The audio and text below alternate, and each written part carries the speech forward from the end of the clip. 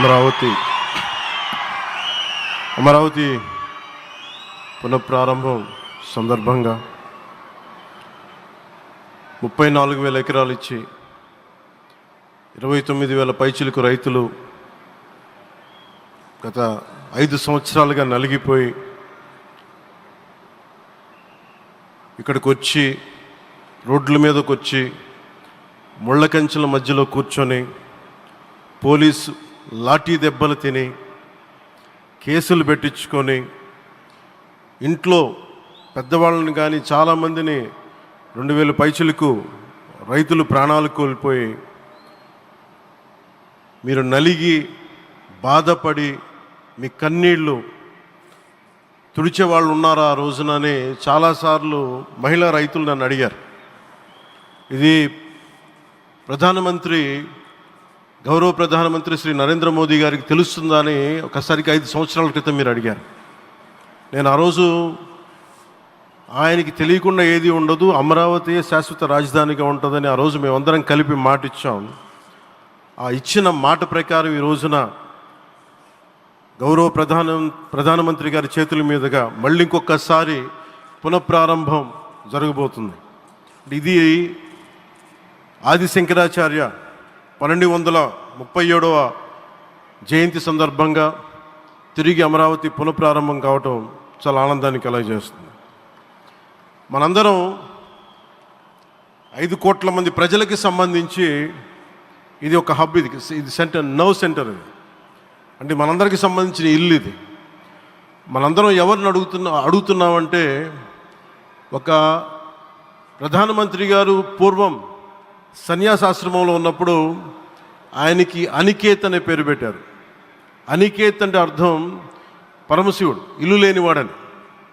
అలాంటి ఇల్లు లేనివాడు, కుటుంబం లేనివాడు 5 కోట్ల మంది కుటుంబాలకు, 5 కోట్ల మంది ప్రజల కోసం, ఎన్ని కోట్ల కుటుంబాల కోసం మనందరికీ రాజధానిలో ఒక నగరం నిర్మించడానికి, ఇల్లు నిర్మించుకోవడానికి ఇల్లు లేకుండా 140 కోట్ల మంది ప్రజల బాధ్యత తీసుకొని కశ్మీర్ నుంచి కన్యాకుమారి వరకు, అక్కడ కామాఖ్య నుంచి ద్వారకా వరకు ప్రపంచమే, మన దేశమే తన కుటుంబంగా చేసుకుంటూ ఈ భారతదేశమే తన ఇల్లుగా చేసుకొని తిరిగి పునఃప్రారంభానికి విచ్చేసిన గౌరవ ప్రధానమంత్రి శ్రీ నరేంద్ర మోదీ గారికి మనస్ఫూర్తిగా మన అందరి తరపున, ఆంధ్రప్రదేశ్ ప్రజలందరి తరపున, అమరావతి రైతాంగం తరపున, ఆడపడుచుల తరపున వారికి చేతులెత్తి హృదయపూర్వక నమస్కారాలు తెలియజేస్తున్నాను. దివిసీమ తుఫాన్ వచ్చి అందరి ఆశలను తుడిచిపెట్టేసినట్టు గత ప్రభుత్వం రాష్ట్రం మరియు అమరావతి భవిష్యత్తుని తుడిచిపెట్టేసింది. అమరావతి అంటే పరదాలు, సెక్షన్ 30, సెక్షన్ 144 మాత్రమే గుర్తుకొచ్చేలా పనిచేశారు. నువ్వు ధర్మం కోసం నిలబడితే ధర్మం నువ్వు నిలబడేలా చేస్తుంది అనే విధంగా ఆ రోజున అమరావతి రైతులు, రాష్ట్ర ప్రజలు ఈ ధర్మ యుద్ధంలో విజయం సాధించారు. రైతులు ఇచ్చిన 11,000 ఎకరాల భూమిని త్యాగం చేసి, వారి సంకల్పం 33,000 ఎకరాల భూమిని త్యాగం చేసి వారి సంకల్పం ఫలితంగా ఈ రోజున ఆంధ్రప్రదేశ్ రాజధాని ఆవిర్భవించింది. అమరావతి రాజధాని పనులు పునఃప్రారంభమవుతున్న ఈ శుభ సందర్భంలో ముందుగా రాజధాని నిర్మాణం కోసం స్వచ్ఛందంగా ముందుకొచ్చి తమ భూముల్ని, పొలాల్ని ప్రభుత్వానికి ఇచ్చిన అమరావతి ప్రాంత రైతులకు, మీ త్యాగానికి, గత 5 ఏళ్లుగా మీరు చేసిన పోరాటానికి శిరస్సు వంచి మీకు ధన్యవాదాలు తెలియజేస్తున్నాను. గత 5 ఏళ్లుగా రాజధాని నిర్మాణం నిలిచిపోయి రాజధాని తరలిపోతుందనే సమయంలో రోడ్ల మీదకు వచ్చి 5 కోట్ల ప్రజల తరపున రైతులు, మహిళలు, విద్యార్థులు చేసిన పోరాటం, మీరు పడిన అవమానాలు, మీపై పడిన గాయాలు ప్రతి ఒక్కటి మా మనసులో ఉంది. ఆ రోజున దివ్యాంగులను కూడా లాఠీ దెబ్బలు నా గుండెలు ఇంకా సజీవంగా ఉన్నాయి. ఆ బాధ మేము మర్చిపోలేదు, ఎవరిని మర్చిపోనివ్వలేదు. అందుకని దానికి సజీవ సాక్షి ఈ రోజున తిరిగి పునఃప్రారంభానికి గౌరవ ప్రధానమంత్రి గారు రాక, ఆ రోజున మహిళలు, విద్యార్థులు చేసిన పోరాటం, మీరు పడిన అవమానాలు, మీపై పడ్డ గాయాలు ప్రతి ఒక్కటి మనసులో ఉంది. మీ త్యాగాన్ని మేము మర్చిపోం. మీరు చేసిన త్యాగానికి జవాబుదారీగా ఉంటాం. బాధ్యతగా అమరావతి నిర్మాణం జరిగేలా సాయశక్తుల ఈ కూటమి ప్రభుత్వం కృషి చేస్తుంది.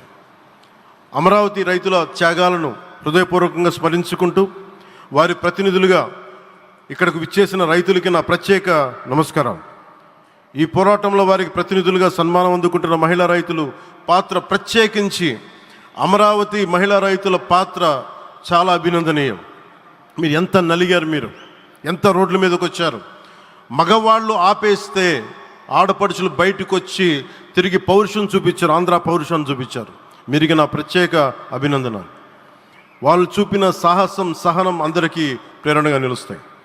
వేదిక మీద ఉన్న నా మంత్రివర్గ సహచరులకి, గౌరవ ప్రధానమంత్రి శ్రీ నరేంద్ర మోదీ గారికి, విజనరీ అయిన గౌరవ ముఖ్యమంత్రి శ్రీ నారా చంద్రబాబు నాయుడు గారికి, సోదరులు లోకేష్ గారికి, గవర్నర్ గారికి ప్రత్యేకించి నా హృదయపూర్వక నమస్కారాలు, ధన్యవాదాలు తెలియజేస్తున్నాను.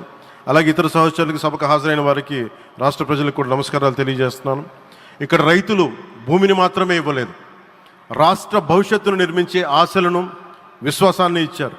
కానీ 5 సంవత్సరాల్లో గత ప్రభుత్వం ఆ త్యాగాన్ని అవమానించింది.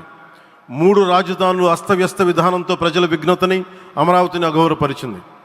ఈరోజు ఈ వేదిక నుండి మేమందరం మీకు హామీ ఇస్తున్నాం, అమరావతి మళ్ళీ ఒక ప్రపంచ స్థాయి సర్వశ్రేష్ఠ రాజధానిగా ఆవిర్భవిస్తుంది. అమరావతి ఒక ఆర్కిటెక్చరల్ జోన్, ఒక కాంక్రీట్ జంగిల్గా మిగిలిపోకుండా జవాబుదారీతనం, న్యాయం, ప్రజాస్వామ్యానికి ప్రతీకగా నిలవాలని ఆకాంక్షిస్తున్నాను. కేంద్రంలో రాష్ట్రంలో స్థిరమైన ఎన్డీఏ ప్రభుత్వం ఏర్పడిన కారణంగా అభివృద్ధి కార్యక్రమాలు వేగంగా సాగుతున్నాయి. మేనిఫెస్టోలో ఇచ్చిన హామీలన్నీ దశల వారీగా బాధ్యతాయుతంగా అమలు చేస్తున్నాం. కేవలం మ్యాచింగ్ గ్రాంట్స్ ఇవ్వని కారణంగా గత ప్రభుత్వం రాష్ట్రం కేంద్రం నుంచి పొందాల్సిన 1000 కోట్లు నష్టపోయింది. కానీ ఈ ప్రభుత్వం కోఆపరేటివ్ ఫెడరలిజం స్ఫూర్తితోటి, పరస్పర సహకారంతో పనిచేస్తున్నాం. రాష్ట్రంలో రహదారులు, రైల్వే, పారిశ్రామిక రక్షణకు సంబంధించి ఈ రోజున మన అమరావతి కాకుండా రాష్ట్రంలో రహదారులు, రైల్వే, పారిశ్రామిక రక్షణకు సంబంధించి ఈ రోజున 1,07,00,000 కోట్ల విలువైన అభివృద్ధి పనులకి ప్రధాని గారు శంకుస్థాపనలు, ప్రారంభోత్సవాలు చేస్తున్నారు. రాయలసీమలో గుంతకల్ రైల్వే, గోరంట్ల హైవే లాంటి వివిధ కార్యక్రమాలకు, ఉత్తరాంధ్రలో పిఎం ఏక్తా మాల్ లాంటి వివిధ పనులకు ఈరోజు శంకుస్థాపన, ప్రారంభోత్సవం చేస్తున్న ప్రధానమంత్రి గారికి నా హృదయపూర్వక కృతజ్ఞతలు. నేను అవనిగడ్డ ఎన్నికల ప్రచారంలో హామీ ఇచ్చిన దానికి అనుగుణంగా మనందరి ఆశలు మనకి ఆశించిన విధంగా నాగాయలంకలో మిస్సైల్ టెస్ట్ రేంజ్కి ప్రధానమంత్రి గారు ఈ రోజున శంకుస్థాపన జరగడం నాకు చాలా సంతోషంగా ఉంది. Now with Honorable Prime Minister Sri Modi ji and Honorable CM Sri Chandrababu Naidu garu, and together again Amravati will surely become a world-class capital, a 360-degree growth engine for all of Andhra Pradesh. Our youth will no longer have to leave for Bangalore, Chennai or Hyderabad. Soon Andhra Pradesh will create jobs for our people and attract talent from across the nation and the world. దీనికి, అమరావతికి ప్రత్యేకించి ఒక వ్యక్తిని మనం స్మరించుకోవాలి. రాళ్లల్లో, రప్పల్లో ఒక మహానగరాన్ని చూసిన వ్యక్తి, ఒక 20 సంవత్సరాలు ముందుకెళ్ళి చూసిన వ్యక్తి. అలాంటి నాయకులు మనందరం కోరుకున్నట్టుగా ఆయన వెనంటే ఆయన ఉండాలి, ముఖ్యమంత్రిగా ఉండాలి అని మేము ఆశించిన విధంగా ఆయన ముఖ్యమంత్రి అయ్యారు. ఆయన సైబరాబాద్ అనే సిటీని ఎలా నిర్మించారో, ఎంత అద్భుతంగా రూపకల్పన చేశారో, అమరావతి అనే ఈ క్యాపిటల్ని కూడా ఆయన అపారమైన అనుభవంతో, ఆయన దక్షతతోటి, ఆయన గవర్నెన్స్ కేపబిలిటీ తోటి, అడ్మినిస్ట్రేటివ్ కెపాసిటీ తోటి ఇది అద్భుతమైన మహానగరంగా తీర్చిదిద్దుతుంది. ఇది ఆంధ్రప్రదేశ్కే కాదు, భారతదేశానికి తలమానికంగా అవుతుందని మనస్ఫూర్తిగా నేను ఆశిస్తున్నాను. అలాగే ప్రత్యేకించి ఈ రోజున మనం ప్రధానమంత్రి గారిని చాలా లోతుగా మనం అర్థం చేసుకోవాలి. ఈ రోజున కశ్మీర్లో దాదాపు 28 మందిని చంపేశారు. అలాంటి క్లిష్ట సమయంలో రాష్ట్రం, దేశం మొత్తం యుద్ధం వైపు వెళ్తున్న సమయంలో, అలాంటి కీలక సమయంలో ప్రధానమంత్రి గారు ఇక్కడికి వచ్చి లోపలంతా బరువు, గుండెల్లో బరువు పెట్టుకొని వేదన ఉండి కూడా అమరావతి రైతులు చేసిన త్యాగాలను మర్చిపోకూడదని చెప్పి ఇంత ఇబ్బందుల్లో కూడా ఆయనకు వచ్చినందుకు మనస్ఫూర్తిగా ఒక్కసారి మనందరం ప్రధానమంత్రి గారికి గౌరవ సూచకంగా మనందరం కృతజ్ఞతలు తెలియజేయాలి. The Pahalgam terrorist attack has been one of the darkest days for the entire country. Even the blood was spilled in Kashmir. The blood spilled in Kashmir, it created tremors in the entire nation. And we had seen it personally, witnessed personally, the pain of the victims. For the Honorable PM Modi ji, he is leading the country through these tough times, and he assured all the citizens with stern action against the perpetrators of terrorism. I know this is very sensitive time, and Modi ji is carrying the nation's burden. Amidst this tremendous difficult movement, Modi ji still gave time and came today to Amravati. This shows his deep commitment to Andhra Pradesh, to the people of Andhra Pradesh, and we are deeply grateful to you, sir. May Lord Bhavani, మన కనకదుర్గమ్మ ఆశీస్సులతోటి వారికి బలాన్ని ఇవ్వాలి, శక్తిని ఇవ్వాలి, మనందరం ప్రార్థిద్దాం. May Lord Bhavani Mata give immense strength to our Honorable Prime Minister Modi ji to lead our nation and bless Bharat, Andhra Pradesh and Amravati. Jai Bhavani, Jai Bharat and Jai Hind.